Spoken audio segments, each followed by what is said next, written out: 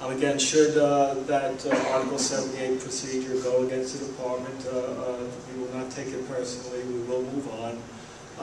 Like I said, there are a lot of important issues in front of the department, and obviously we have a new administration coming in.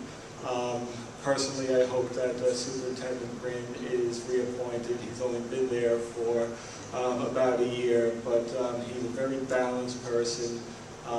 He does take into account the business aspect of insurance, recognizing the importance that both carriers and producers play in providing this important product to consumers, and he's a pleasure to work with from my perspective, and I've worked with a lot of superintendents. But again, I think the incoming governor really has to make no commitments at this point, because it's almost a slam dunk that the new governor will have initials AC. But in any event, so that's kind of where we stand on the producers' comp. I know that there was a session this morning for membership on implementation. I hope that that was fruitful. The circular letter should be coming out within a week or so. And again, we will invite your leadership and your members down to the department, or we could come up to another one of your regional meetings, and we'd be happy to have some of the experts on some of the technical questions, which are basically Matt Gall and Paul Zuckerman from our Office of General Counsel provide further information to your membership, and hopefully make this as effortlessly burdensome as possible. I just want to move on for a couple of minutes to coastal homeowners insurance and to no-fault insurance. On October 13th, the superintendent convened the temporary panel on homeowners insurance. For those of you who have been around, again, there was a panel back in the mid and late 90s that was authorized by the legislature to look at homeowners insurance issues, especially in the coastal areas, which are more catastrophe prone, and to examine and assess the problems and possible recommendations. This panel was reauthorized by the legislature in 2008. It had not had a meeting, and part of it was due to the financial crisis, and part of it was due to the fact that many of the members on the panel had to be appointed by the electeds, and the electeds, for various reasons, had not got around to it.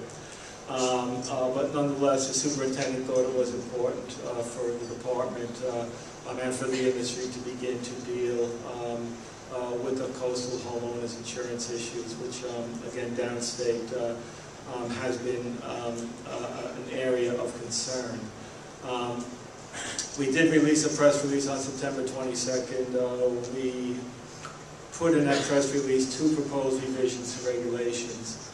There's Reg 154, which requires notice to the department when an insurance company intends to non-renew a block of business. And there was a proposed regulation to 159, which is meant to standardize the very controversial windstorm deductibles.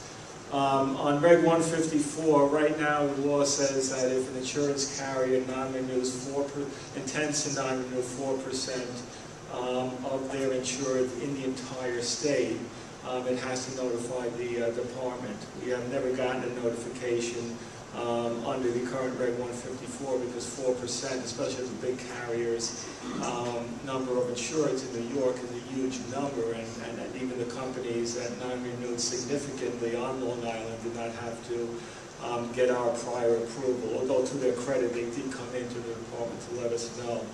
But in any event, we're proposing that any carrier that intends to non-renew 2% in any county come to the department for prior approval. The basis for that, and again, it's not a prohibition on non-renewing more than 2%. It is just that they come in, they present a valid reason for the non-renewal process, and they provide the steps that they're going to take to assist the consumer in getting new coverage. As far as the Reg 159, these windstorm deductibles, again, there were concessions made by the department in the 90s when insurance companies were quite serious to basically exit the market. But nonetheless, we are concerned about the disparity between the verbiage of many of these windstorm deductibles. Some kick in when it's a Hurricane 1, some kick in when there is a Hurricane 3. Some kick in when the hurricane hits landfall 24 hours before or after. Some are 48 hours before or after. So what we could have is a hurricane actually hitting a coastal area and one home to be impacted by the windstorm deductible, and a home right next door maybe wouldn't be. But we do think that, again, should an event happen in the New York coastal area that is significant, a lot of the consumers will probably be very surprised at the amount of these windstorm deductibles. The temporary panel will be looking at a host of other issues relative to the coastal areas. Now the carriers are contending that there is no availability problem, so why are we doing this? And they're right on one point, that there is no availability problem issue. The fare plan is down to one of its lowest populations in years, and homeowners can get coverage even on Long Island, whether it be from the fare plan, from the voluntary market, or from the excess line market. But the problem that I think some of the carriers do not realize is that while there might be homeowners insurance that's available, there's disruptions in the market by a huge amount of non-renewals. There have been 145,000 non-renewals by insurance carriers since 2007. That represents close to 14% of the 1 million homes that are in these coastal areas. A lot of these people are senior citizens who are living on fixed incomes. They've been with the same company sometimes for decades. They haven't put in claims. They get form letters that basically say, we're not renewing because of the threat of a catastrophe. And they call up the department and say, but there hasn't been a big hurricane since Hurricane Florida in 1985. Why are they doing this? And I'm sure your colleagues in the coastal areas hear the very same complaints from your clients. So to say that there isn't a problem, I think, is kind of understating the issue. Furthermore, when they go to get new insurance, they always pay more. There were a few big carriers in the early part of this decade that were very competitive in trying to get market share, especially on Long Island. And now, because of the hurricanes down south, they realize they may have too much exposure because of their computer models, because of their rating agencies, a host of reasons. And when I put on my solvency hat, I kind of get where they're coming from. A hurricane would be devastating on Long Island, but nonetheless, they chose to write these insureds in the early part of the decade, and they should take some responsibility in making a transition as smooth as possible. So we look forward again to working on this issue in 2011 with the new governor and with the insurance department. And just let me close with no fault. From 2000 to 2007, the auto insurance industry was running like a clock here in New York. Everybody could get insurance. The prices were very competitive. The prices did not rise. Consumers had a choice. The internet obviously has made it so much easier to search for insurance, especially for auto insurance, and everything was going pretty swimmingly.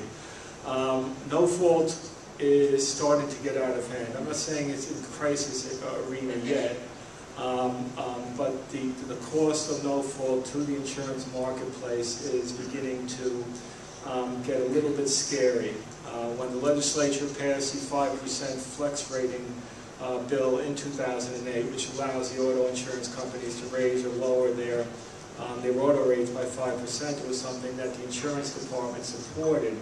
I think we knew, I think Assemblyman Morelli knew that because of the increase in no-fault costs, most of the flex would be going up. And it continues to do so.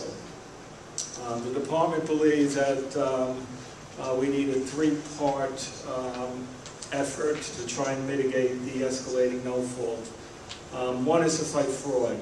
Fraud is rampant, especially downstate. I live in Queens, and if you drive along Woodhaven Boulevard, there's an MRI shop every block. Not everybody in Queens has bad backs. I just don't get it. We need to amend Reg 68, which is the no-fault regulation, and we've put a draft on that. We tend to pursue that. We think that that could help us, again, mitigate some of the increase. And finally, we need some legislation in order to assist us. The regulation will be the hardest part. We have been dealing in drafting revisions to the legislation. What we have to deal with is the medical provider community, the trial bar attorneys, and the insurance companies. And it seems like when you push one button, another button pops up. And there's all sorts of compromises that need to be made. But nonetheless, we think that it would be in everybody's best interest to try and make changes, and we hope we get the support of the producer community as we go into 2011. I can almost guarantee that this will be an issue for the new administration, for the new governor, and I think it's something that we need to deal with now rather than later. Those are the end of my prepared remarks. I'd be happy to take any questions. Wow, this is easier than I thought it would be. Like I said, we look forward to dialoguing with your leadership, who has been great. You've got great leadership, you've got great board members, and you've got great members that come down on their own time to New York to work with the department on this particularly dicey producers contract, and we really do appreciate it. I would like to congratulate Donna Chiapparoni for her new presidency. We look forward to working with her. And I would also like to congratulate the friends and family of Camelia Belser. I did not know Camelia, but from the reception that her family got, she must have been a pretty outstanding person.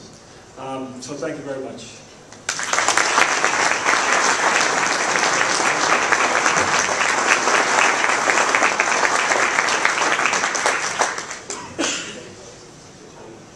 Thank you, Deputy Superintendent Moriarty, for taking the time out of your busy schedule to join us today. I again want to thank New York Central Mutual Fire Insurance Company for sponsoring today's luncheon, Maxon's Restorations for providing the table programs, Tower Group Companies for the centerpieces, and Magna Carta Companies for providing the major door prize cash giveaway.